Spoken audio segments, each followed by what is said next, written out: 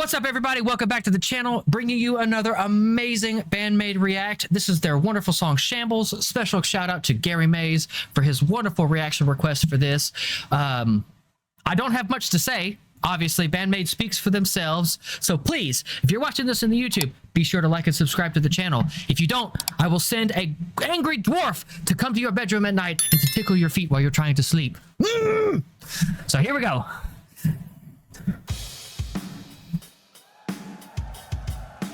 I love how they're always smiling.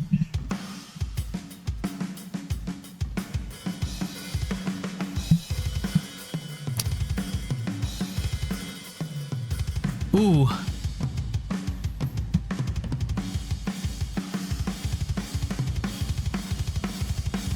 Oh, that's awesome. She and I use the same gel dampeners on our drums. The little green pads, I have those same ones and they work so well. I love them. They're like the size of a silver dollar. The point of them is when you don't have padding in the drums themselves, you have frequencies of the drums in your audio mixing and mastering that you don't want.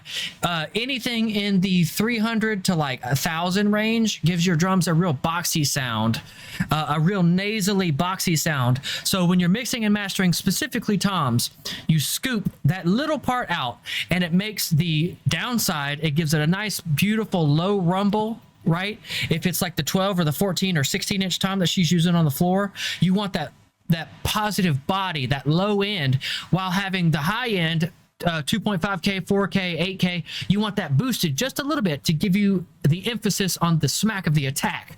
So it has this beautiful overall tone richness to it. And those gel pads are, it's a principle we have in audio mixing and mastering that says garbage in, garbage out.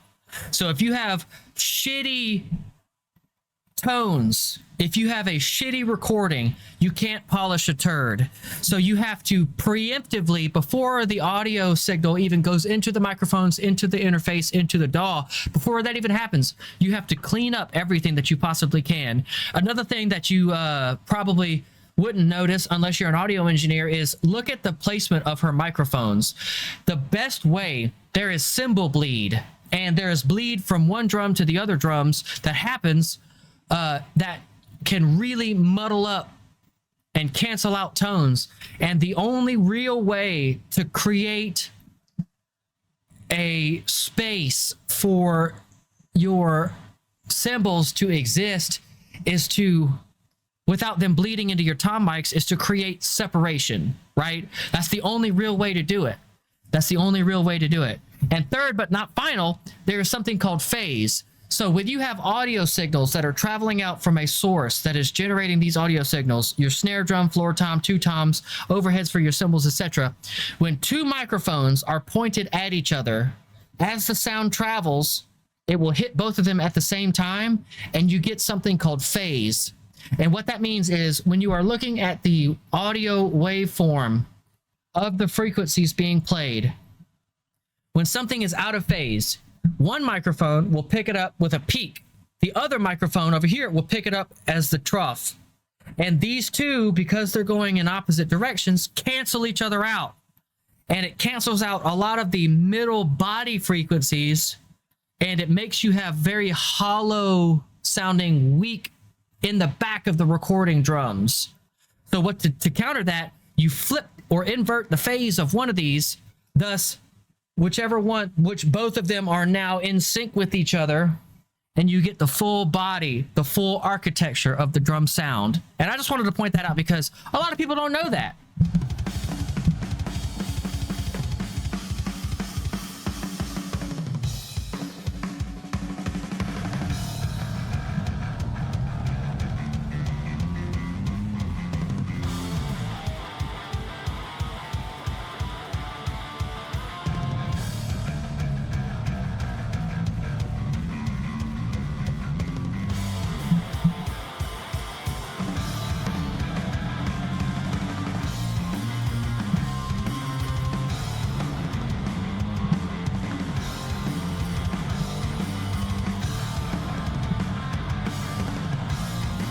Oh, I love this.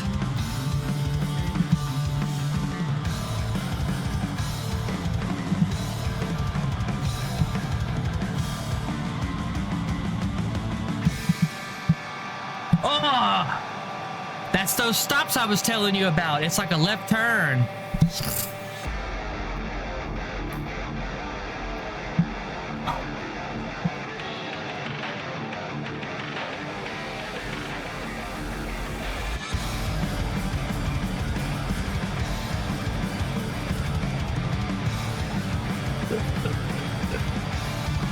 That is so good.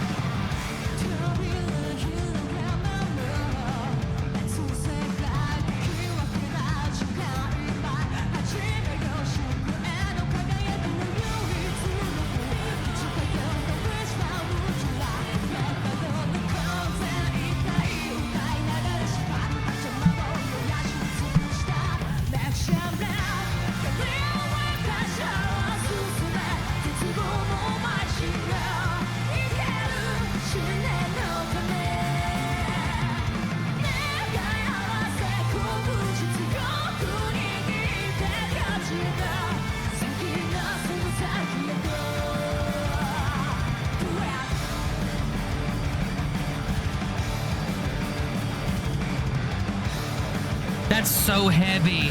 I love that.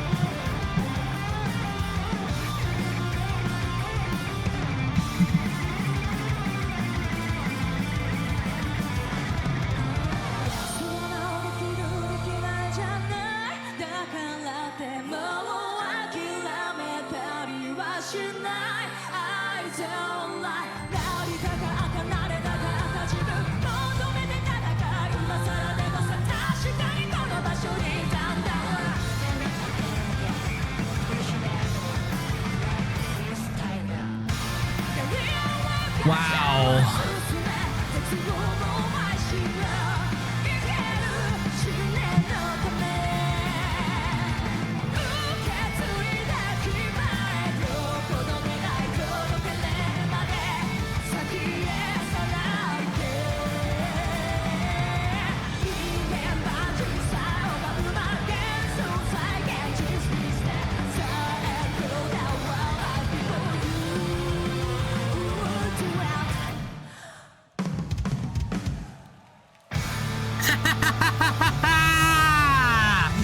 Yes.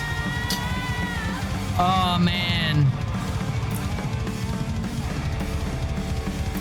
I love those bombastic endings. They're so hard to pull off, but they're so good when you do.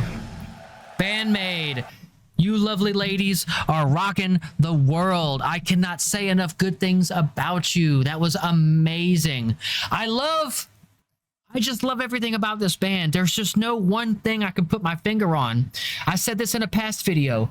The lighting director, the audio engineering quality, the light show, the Sparkies that put on their show, the cleanliness and organization of the stage, the back projection and everything. There is nothing I can say that can do this band justice.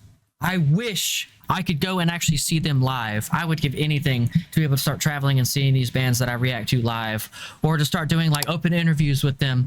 That would be so cool. God, I'd give anything to be able to do that. Thank you all so much for your reactions and suggestions. Please continue to leave me them down in the comments. And I love getting to talk to you guys. This is like one of the highlights of my week, is to be able to respond to comments. You guys are amazing. I've even considered starting to do comment responses, on stream that like answers a lot of this stuff, because a lot lot of times I just don't have the time to answer everybody, and that sucks because I don't want you to feel like I'm ignoring anybody, because that's not what's happening. But you guys are the best community I have ever had and could wish for, honestly. So please, if you're watching this in the YouTube after the fact, come and join the come and join the lives that happen on Tuesdays for these live reactions at 6:30 p.m. Eastern Standard Time. And be sure to like and subscribe to this video. I love you guys, and I will see you all next time. Peace.